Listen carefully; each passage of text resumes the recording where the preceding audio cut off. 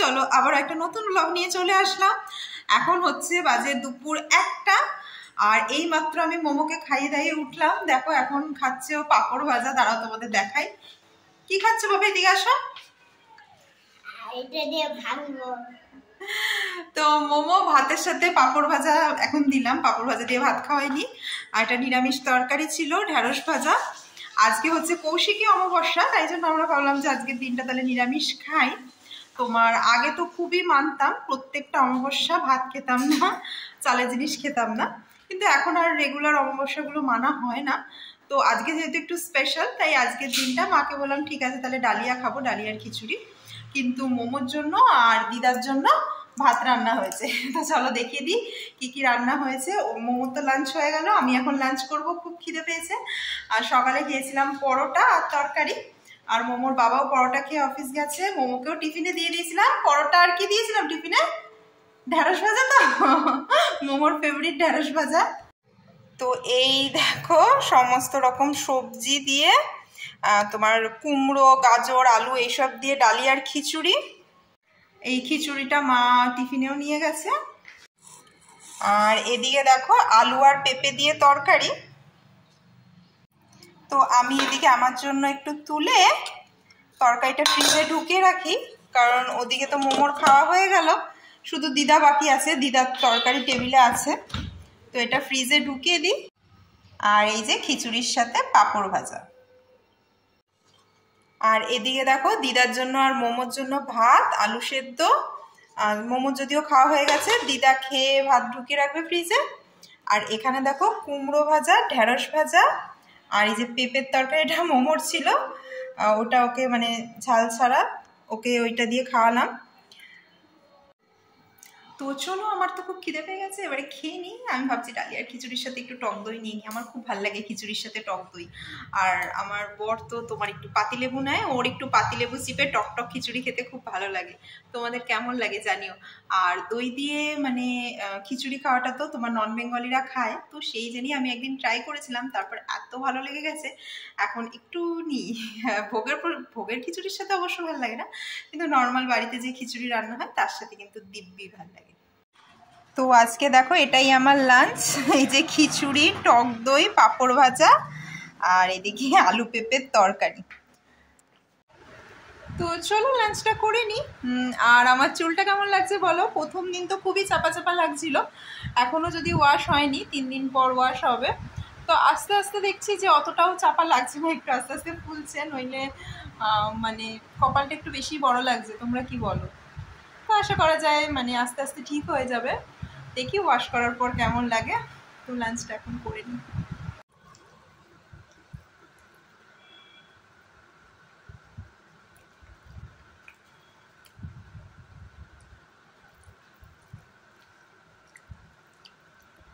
আমাকে জানো কি বলেছে?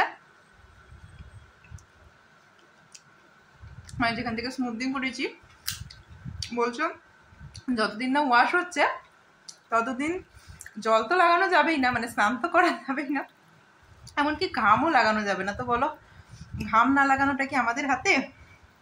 বলে যতটা সম্ভব এসির তলায় থাকতে, আবার জোরে ফ্যানের হাওয়াও নাকি খাওয়া যাবে না। সারাদিন তো আর এসির তলায় থাকা পসিবল না। বাইরে বেরোনোর চেষ্টা কম করছি, কারণ বলেছে বাইরে অটো টোটো এইসবের হাওয়া লাগাতে না, স্কার্ফ পরে যেতে, অনেক কিছু। এমনকি মানে শোয়ার সময়ও বলেছে কাত হয়ে শুতে না, চিত হয়ে শুতে। তো সারা রাত্রি তো মনে হচ্ছে আমার চুল ঠিক করতে করতেই চলে যাচ্ছে, ঘুম আর হচ্ছে কোথায়। চল এখন খেয়ে নি। কালকে মঙ্গলবার, আজকে এটা সোমবারের ভিডিও করছি। কালকে ওয়াশ করানো আছে, কালকে ওয়াশ করার পর শান্তি হবে বাবা। তো খাওয়া দাওয়ার পর একটু শুয়েছিলাম মোমোর পাশে, মোমোকে ঘুম পাড়ালাম, ওর আবার বিকেলে পড়া আছে।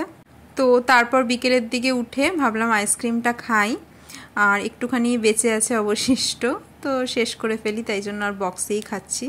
তো দেখো এখন বাজে হচ্ছে বিকেল 5টা, আর মোমো তো ঘুমিয়ে পড়েছিল তাই না?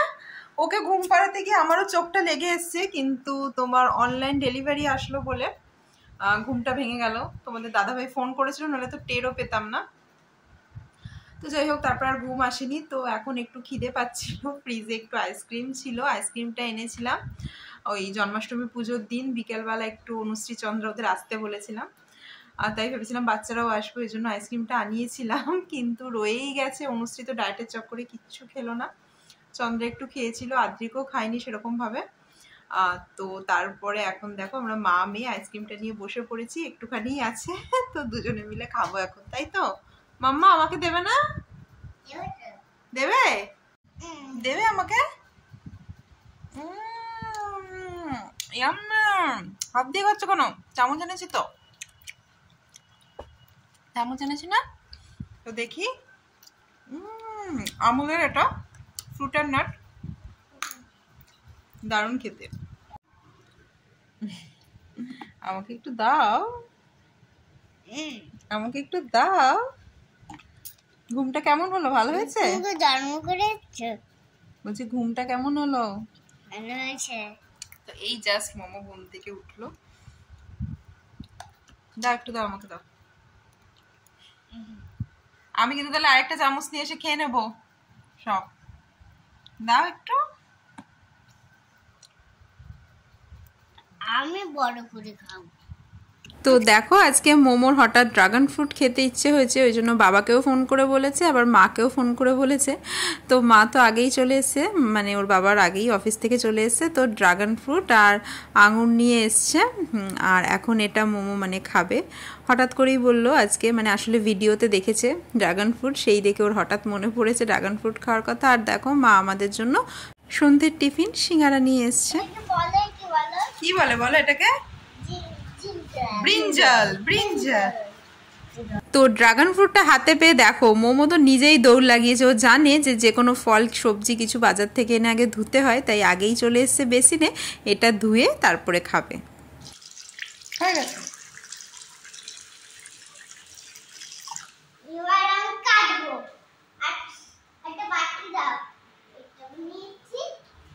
এমনিতে মোমো মানে ভাত খাক চাই না খাক, ফ্রুটস খেতে কিন্তু সবসময়ই ভালো লাগে ওর, মানে সবসময় পছন্দ করে।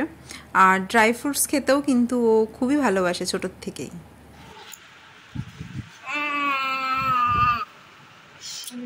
আমি খাচ্ছি সিঙ্গারা, আর মোমো খাচ্ছে ড্রাগন ফ্রুট, তাই তো? তো আজকে যেহেতু একটু স্পেশাল, মানে কৌশিকী অমাবস্যা, তাই মা সন্ধে দেওয়ার সময় সারা ঘরে একটু তোমার দেখো ধুনুচি করে, মানে তোমার আগুনের তাপ দিচ্ছে সারা ঘরে। তো মোমো এখন মার পিছন পিছন ঘুরে বেড়াবে, মাকে ছাড়ছেই না, মানে কর্পূরের ধোয়া দিচ্ছিল আর কি। আজকে তো বিভিন্ন জনের বাড়িতে কালী পুজো হবে, একটা অনেকটাই মানে স্পেশাল অকেশন আজকে। মা কালীর দর্শন পেয়েছিল বামা খ্যাপা।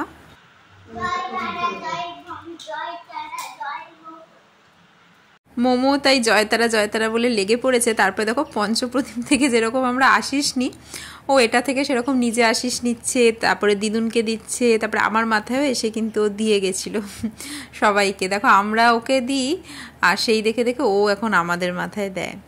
তারপরে মা এই যে সন্ধেবেলা একটু প্রদীপ দিল মা লক্ষ্মীর সামনে। আজকে সন্ধেবেলা মা লক্ষ্মীর উদ্দেশ্য করে প্রদীপ দেওয়াটাও কিন্তু খুব শুভ মানা হয়। তো আমরা সবাই এখানে বসেছিলাম, প্রার্থনা করছিলাম ঠাকুরের সামনে যে মা যেন স্থির হয়ে আমাদের বাড়িতে সবসময়ের জন্য বসবাস করেন, এই আর কি। তো আজকে তোমাদের সাথে ভাবছিলাম একটা রেসিপি শেয়ার করব। রেসিপি আমি মানে কোনো রেসিপি দেখে রান্না করি না, নিজের মন মতোই রান্না করি। যখন মানে রান্না করতে করতে আমার যেটা মনে হয় না, সেই রকম আমি পরপর পরপর দিতে থাকি, আর রান্নাটাও হয়ে যায়।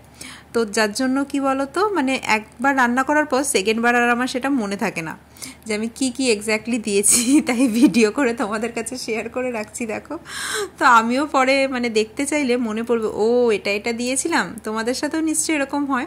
তো মা ওদিকে ময়দা মাখছিল রাতে লুচি খাবো বলে, আর একটু ডালিয়ার খিচুড়ি ছিল, সেটাই তোমাদের দাদাভাইকে সন্ধ্যের টিফিন হিসাবে একটু গরম করে দিলাম, একটু পাঁপড় ভাজা আর একটা সিঙ্গারাও ছিল। তো তোমাদের দাদাভাই বলছে এটা কি একটা অদ্ভুত কম্বিনেশন, খিচুড়ির সাথে সিঙ্গারা। আমি বলছি খিচুড়িটা খাও আগে, তারপরে সিঙ্গারাটা শুধু শুধু খাবে, নইলে তোমাদের দাদাভাই সবসময় সন্ধ্যাবেলা এসে মুড়ি খায়। তো আমি বললাম খিচুড়িটা আছে, খিচুড়িটা খেয়ে নাও, রাতে তো আবার লুচি টুচি খাবো, হ্যাঁ তো এখন ডালিয়ার খিচুড়িটাই খাও।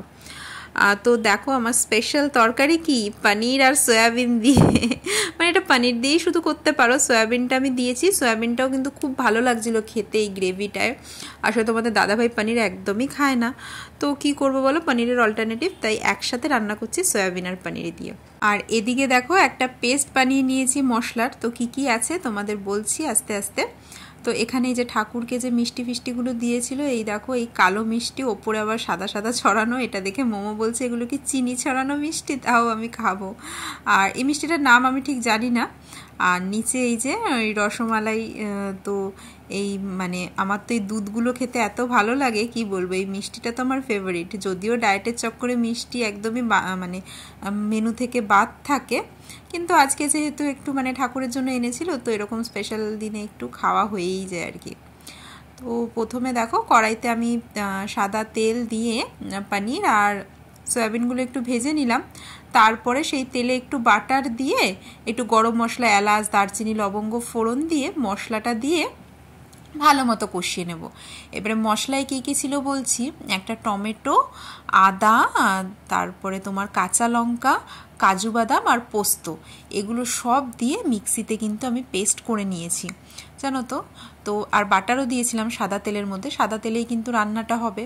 তো যেহেতু মানে লঙ্কা দিয়েই যেহেতু করছি, তো মোমোর জন্য শুধু পনির ভাজাগুলো তুলে রাখলাম, ও এমনি অত গ্রেভি অত খায় না, তো ওর জন্য পনিরগুলো ভাজাই তুলে রাখলাম। আর আমিও খাচ্ছি, আমাদের এখানে মিষ্টির দোকানের পনিরটা এত ভালো, এত সফট, আমার কিন্তু ওই প্যাকেটের পনির একদম ভাল লাগে না, কীরকম হার্ড থাকে, ওর থেকে মিষ্টির দোকানের পনিরগুলো কিন্তু খুব ভালো হয় খেতে, তাই না? তোমাদের কোনটা ভাল লাগে? বাড়িরগুলোও ভালো হয়, কিন্তু তার থেকে আমাদের এখানে মিষ্টির দোকানেরগুলো বেশি ভাল লাগে খেতে। তো মশলা দিয়ে তো দেখো পুরো তেল বেরিয়ে এসছে। আমি কিন্তু এখানে টক দই কিছু দিইনি, শুধু জাস্ট টমেটো দিয়েছি, আর গুঁড়ো মশলার মধ্যে নুন, হলুদ আর কাশ্মীরি লঙ্কার গুঁড়ো, ধনের গুঁড়ো বা জিরের গুঁড়ো এইসব কিন্তু দিইনি। তো দেখো আমি এর মধ্যে দুধ দিয়ে এটা করবো, বেশ একটা ক্রিমি ব্যাপার হবে না, ক্রিমি একটা টেক্সচার আসবে। তো আমি 4 হাতা মতো মেপে মেপে এটার মধ্যে দুধ দিয়েছি, তো একদম ঘন ঘন টাইট হয়ে গেছিলো জন্য একটু জল দিলাম, একটু ভালো গ্রেভি হবে না, একটু হালকা জল দিলাম। তো বেশ খানিকক্ষণ ফুটিয়ে লাস্টে একটু দেখো কসুরি মেথি দিয়ে দিলাম আমি, এটা কিন্তু চিকেনে দিলেও বেশ ভালো লাগে, আবার নিরামিষ রেসিপিতে দিলেও কিন্তু খুব ভালো ফ্লেভার আসে, কিন্তু এটা দিয়ে একটু মানে চাপা দিয়ে রাখবো আমি আর কি, এটা একটু মানে ফ্লেভারটা যাবে গ্রেভিতে, আর একটু গ্রেভিটা টান হবে, তাহলেই ভালো লাগবে। বেশি ঝোল দিয়ে কি করব, লুচি দিয়েই তো খাবো তাই না। আবার সকালের ওই আলু পেঁপের তরকারিটাও কিন্তু রয়ে গেছে, ওটাও গরম করব। তো লাস্টে দেখো একটু গরম মশলার গুঁড়ো দিলাম, এবার টেস্ট করে দেখি কেমন কি হয়েছে টেস্ট। তো আমি আবার খুন্তি থেকে নিয়ে খেতে অত মানে বুঝি না, তো তাই জন্য চামচ দিয়ে খেলে ভালো বোঝা যায় আর কি। তো প্রথমবার খেয়ে দেখলাম নুন একটু কম কম আর ঝালটাও একটু কম লাগছিল, তারপর একটু নুন আর একটু গোলমরিচের গুঁড়ো দিলাম, এখন কাঁচা লঙ্কা দিলে তো আর সেই স্বাদটা হবে না, তো একটু অল্প সামান্য গোলমরিচের গুঁড়ো আর একটু চিনিও দিয়েছিলাম লাস্টে, জানো তো চিনি না দিলে টেস্টটা কিন্তু ভালো আসবে না। তো একদম পারফেক্ট হয়েছে। তো চলো চামচগুলো ধুয়ে রাখছি, সঙ্গের কাজ সঙ্গে সঙ্গে ধুয়ে রাখলে দেখবে কাজগুলো ইজি হয়ে যায় কিন্তু। তো দেখো এই ছিল আমার নিরামিষ দিনের পনিরের রেসিপি। তোমাদের কেমন লাগলো? বাড়িতে ট্রাই না করে তো বলতে পারবে না, দেখতে তো ভালোই হয়েছিল, তো একদিন ট্রাই করো বাড়িতে, আশা করব নিরাশ হবে না, ভালোই লাগবে। আজ কেউ যদি পনির না খায়, এরকম সাথে সয়াবিন দিয়ে একসাথে করে নেবে, খাটনিও বেঁচে যাবে, আলাদা আলাদা তরকারি করতেও হবে না, আর মানে সবাইকেও খুশ করা যাবে, তাই না? তো তারপর দেখো এই ময়দা দিয়ে মোমো এদিকে খেলছে, সাপ বানাচ্ছিল ওটা দিয়ে, বিভিন্ন রকম আকার আকৃতি আমরাও যেরকম ছোটোবেলায় বানাতাম। আর ওর জন্য 2টো লুচি ভেজে নিয়ে আসলাম, আমাদের এখনও খাওয়া হয়নি, ভাবলাম ওকে আগে খাইয়ে নিই, তারপর আমাদের লুচি ভেজে খাবো। তো দেখো মোমো নিজের থেকে আবার এনে আমাকে খাইয়ে দিচ্ছে, আমি ওকে খাইয়ে দিই, তাই ও আবার মাঝে মাঝে এনে আমাকে খাইয়ে দেয়। তো লুচিটা তো গরম গরম ভাল লাগে, তাই জন্য মাকে বললাম দাঁড়াও এখনই খাবো না, আগে ওকে খাইয়ে দিই, ওর খাওয়াটা কমপ্লিট হলে শান্তি, তাই না? বাচ্চাদের খাওয়া হয়ে গেলে তখন মনে হয় যেন মেন কাজটাই শেষ। তো পনিরগুলোও শুধু শুধু খাওয়ালাম, তারপর এখন লুচিটা খাওয়া হয়ে যাচ্ছে, তারপরে আমরা সব খাওয়া দাওয়া করবো। আর এখানে মোমো খেতে খেতে তোমাদের একটু জিভ ভেঙিয়ে দিয়ে গেল আর কি। তো চলো ব্লগটা তাহলে এখানেই শেষ করছি। আশা করি তোমাদের আজকের ভিডিওটা ভালো লাগলো। কেমন লাগলো অবশ্যই জানিও কমেন্ট করে, ভালো লাগলে বেশি বেশি করে লাইক অ্যান্ড শেয়ার করে দিও। তো চলো টাটা, সবাই খুব ভালো থেকো, সুস্থ থেকো, আবার দেখা হবে নতুন একটা ব্লগে।